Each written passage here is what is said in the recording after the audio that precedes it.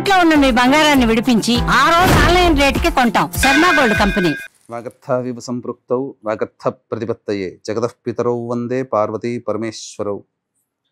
ఆదిత్యాయ చ సోమాయ మంగళాయ బుధాయ చ గురుశుక్రశనిభ్యశ్చరాహవే కేతవే నమః. శృంగేరి జగద్గురు పీఠాధిపతులకి, కంచి పీఠాధిపతులకి నమస్కారములు తెలియచేసుకుంటూ కార్యక్రమాన్ని ప్రారంభిద్దాం. ఇక వీక్షించేటువంటి సుమన్ టీవీ ప్రేక్షకులకి శుభాకాంక్షలు. ఎందుకనంటే ప్రతి వ్యక్తి కూడాను ఏదో ఒక రాశిలో జన్మిస్తారు కదా. నవగ్రహాలలో అత్యంత శుభకరుడైనటువంటి గురుగ్రహ మార్పు 18 అక్టోబర్ నుంచి మారబోతుంది. 5 డిసెంబర్ వరకు ఉండబోతాడు. ఎందుకయ్యా గురువుకి ఈ గ్రహ మార్పు అనేటువంటిది, రాశి మార్పు జరుగుతుంది కదా గురువు, ఎందుకంత ప్రాధాన్యత అని అంటే, గురువు ఉచ్చస్థితిలో ఉండేటువంటి కర్కాటక రాశిలోకి మారుతున్నాడు. 18 అక్టోబర్ వరకు గురుగ్రహము కొన్ని రాశుల వారికి మంచి, కొన్ని రాశుల వారికి చెడు ఫలితాల్ని ఇవ్వడం జరిగింది. తర్వాత తనకి తాను అత్యంత శుభప్రదమైనటువంటి ఉచ్చస్థితి అయినటువంటి కర్కాటక రాశిలోకి గురుగ్రహ మార్పు ఉండబోతుంది. ఆ కారణం చేత కొన్ని రాశుల్లో జన్మించినటువంటి వారికి అత్యధికమైనటువంటి శుభ ఫలితాలు, కొన్ని రాశుల వారికి కొన్ని ఇబ్బందికర పరిస్థితులు, ఇప్పటి వరకు గురుబలం లేక ఇబ్బంది పడుతున్నటువంటి వాళ్ళకందరికీ జీవితంలో గురు మార్పు ప్రభావము అనేటువంటిది అత్యంత యోగదాయకంగా ఉండబోతుంది. వివాహం కాని అబ్బాయిలు అమ్మాయిలకి, కొన్ని రాశుల్లో జన్మించినటువంటి వారికి జీవితంలో శుభ ఘంటికలు మోగబోతున్నాయి. ఎన్నాళ్ళ నుంచో ఎదురు చూస్తున్నటువంటి శుభ పరిణామాలు మీ జీవితంలో రాబోతున్నాయి. కాబట్టి వీక్షించేటువంటి సుమన్ టీవీ ప్రేక్షకులందరూ కూడా ఈ గురుగ్రహ మార్పు ప్రభావం వలన 12 రాశుల్లో జన్మించినటువంటి వారికి ఏ విధంగా ఉండబోతుందో తెలుసుకునే ప్రయత్నం చేద్దాం. ఇక మిగతా గ్రహాల యొక్క స్థితిగతులు కనుక చూసినట్లయితే, శని యాజ్ యూజువల్గా మీనరాశిలో, అలాగే రాహువు కుంభరాశిలో, కేతువు సింహరాశిలో స్థితి పొంది ఉండడం జాతకరీత్యా. ఇక ప్రధానంగా రవిగ్రహము గురుగ్రహంతో పాటుగా 18 అక్టోబర్ నుంచి 16 నవంబర్ వరకు కూడా ఈ రవి తులారాశిలో సంచారం చేస్తుంటాడు. అలాగే 17 నవంబర్ నుంచి 15 డిసెంబర్ వరకు కూడా రవి ఈ యొక్క వృశ్చిక రాశిలోకి సంచారం చేస్తుంటాడు. ఇక మరొక గ్రహమైనటువంటి కుజుడు 27 అక్టోబర్ వరకు ఈ తులారాశిలో సంచారం చేస్తూ ఉంటే, 27 అక్టోబర్ నుంచి 7 డిసెంబర్ వరకు వృశ్చిక రాశిలో సంచారం చేస్తుంటాడు.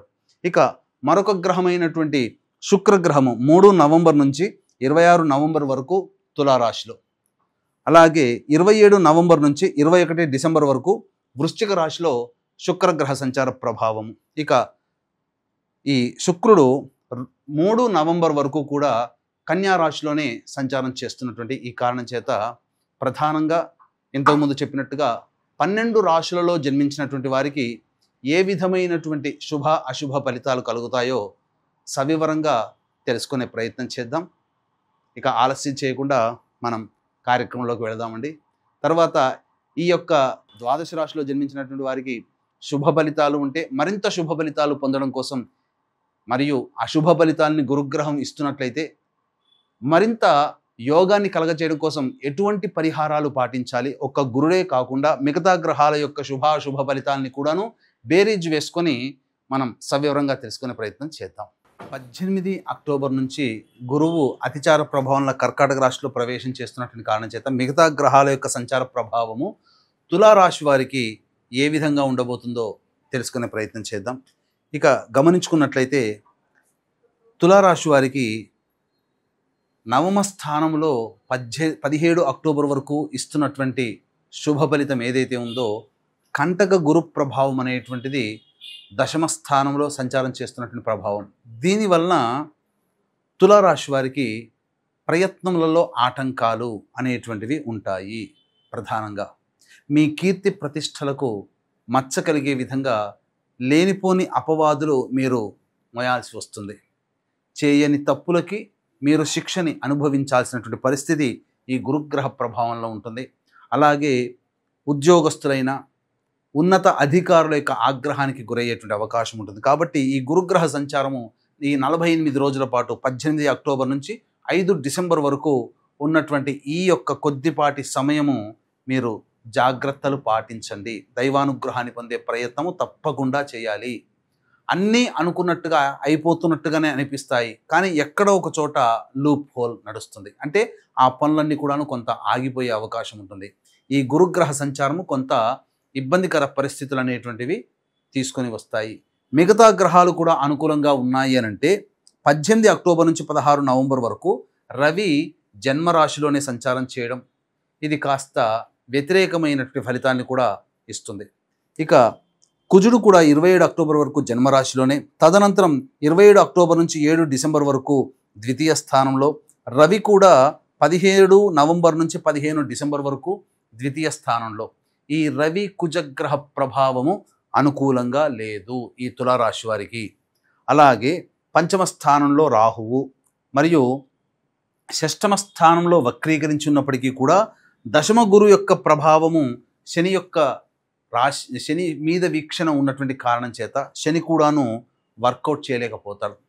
ఇక చూసుకున్నట్లయితే శుక్రుడు కూడా 3 నవంబర్ నుంచి 26 నవంబర్ వరకు తులారాశిలో, అలాగే 27 నవంబర్ నుంచి 21 డిసెంబర్ వరకు వృశ్చిక రాశిలో సంచారము, కేతువు లాభస్థానంలో.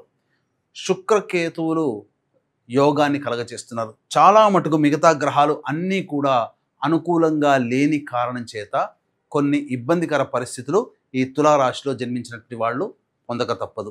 విద్యార్థులు బాగా కష్టపడితే తప్ప ఫలితాలు పొందలేనటువంటి పరిస్థితి. అన్నిటికంటే మించి అన్ని ఎగ్జామ్ హాల్లో చూసుకున్నట్లయితే అన్నీ మనకు తెలిసినవే ప్రశ్నలకి సమాధానాలు, కానీ ఇన్పుట్ అంటే ఆ పెన్ను పెట్టి రాసే విధానంలోనే చాలా మార్పులు ఆ సమయానికి వస్తాయి. కాబట్టి జాగ్రత్తలు పాటించండి. అంటే అనుకున్నంతగా మీరు డెలివర్ చేయలేకపోతారు విద్యార్థులు అని దీని యొక్క అర్థం.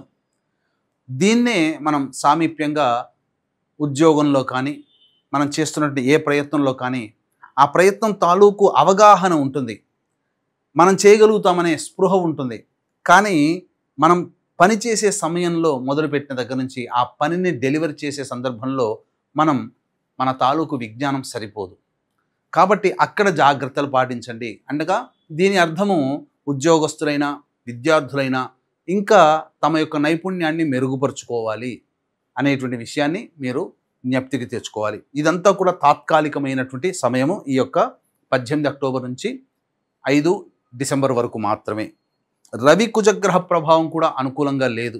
అలాగే రాహువు పంచమ స్థానంలో, శని వక్రీకరించి స్థితి పొంది ఉండడం, కొంత వెసులుబాటు గురువు అతిచారంలో ఉన్నప్పటికీ కూడా 11 నవంబర్ నుంచి వక్రీకరించి ఉంటాడు. కాబట్టి ఆ సమయం కాస్త అనుకూలంగా ఉండేటువంటి సమయంగా కొంతవరకు ఈ 11 నవంబర్ వరకు పడుతున్నటువంటి ఇబ్బంది నుంచి కొంత వెసులుబాటు అనేటువంటిది కలుగుతుంది.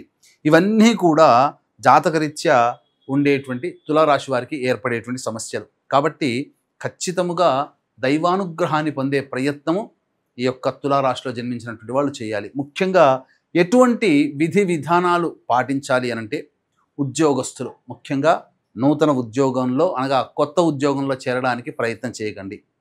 ప్రమోషన్స్ అనేటువంటివి మీకు కన్ఫామ్ అయినా అవి మీ చేతి దాకా రావడానికి టైం పడుతుందనే విషయాన్ని మీరు జ్ఞప్తికి తెచ్చుకోవాలి. నిరుద్యోగస్తులు బాగా కష్టపడితే తప్ప ఫలితాలు పొందలేనటువంటి పరిస్థితి. ఈ సమయంలో వ్యాపార విస్తరణ, ఏ రంగంలో ఉన్నటువంటి వాళ్ళైనా కానీ వ్యాపార విస్తరణకి గ్రహాలు అనుకూలముగా లేవు. ఈ కారణం చేత కొన్ని విపత్కర పరిస్థితులు అనేటువంటివి ఏర్పడక తప్పదు. కాబట్టి జాగ్రత్తలు పాటించండి. ఉన్న వ్యాపారంలోనే మీరు కొనసాగండి.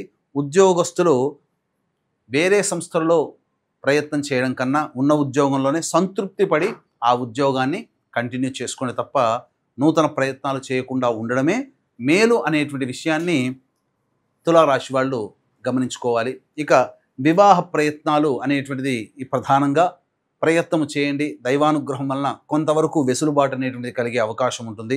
ఏతావాత చాలా గ్రహాలు అనుకూలంగా లేవు, దైవానుగ్రహాన్ని పొందే ప్రయత్నం చేయాలి. ఇట్టి దైవానుగ్రహం అందరికీ అందించాలనేటువంటి సదుద్దేశంతో మన పీఠం ఆధ్వర్యంలో ప్రతి నెల సర్వదోష నివారణ పూజలు, హోమాలు అనేటువంటివి జరిపించడం జరుగుతుంది. 5 నవంబర్ రోజున కార్తీక పౌర్ణమి కాశీక్షేత్రంలో, అలాగే 20 నవంబర్ సుప్రసిద్ధ శ్రీశైల క్షేత్రంలో కార్తీక అమావాస్య, అలాగే 4 డిసెంబర్ దత్తక్షేత్రంలో మార్గశిర పౌర్ణమి రోజున సర్వదోష నివారణ పూజలు, హోమాలు జరిపించి మాలలు కూడా ఇవ్వడం జరుగుతుంది. అవకాశం ఉన్న వాళ్ళు కార్యక్రమ తదనంతరం కాంటాక్ట్ చేసి పూర్తి వివరాలు తెలుసుకోవచ్చు. ఇక ఈ చెప్పబడినటువంటి సమస్యల ఇంకా విభిన్నంగా మీ యొక్క జన్మజాతకంలో ఉన్నట్లయితే, మీ యొక్క జాతకంలో నడుస్తున్నటువంటి గ్రహ దశాంతర దశల ప్రభావాలు, సమస్యల కంటే ఇంకా విభిన్నంగా మీరు సమస్యలు ఎదుర్కొన్నట్లయితే మీ జాతకరీత్యా నడుస్తున్నటువంటి గ్రహ దశాంతర దశల ప్రభావాలు కావున దగ్గరలోని మంచి ఉపాసనా పరులైనటువంటి జ్యోతిష్యులను సంప్రదించి వారి సలహాలు సూచనలు కనుక పాటించినట్లయితే మరింత మెరుగైనటువంటి ఫలితాలు పొందుతారని తెలియజేస్తూ, సర్వం శ్రీ ఉమామహేశ్వర పరబ్రహ్మార్పణమస్తు.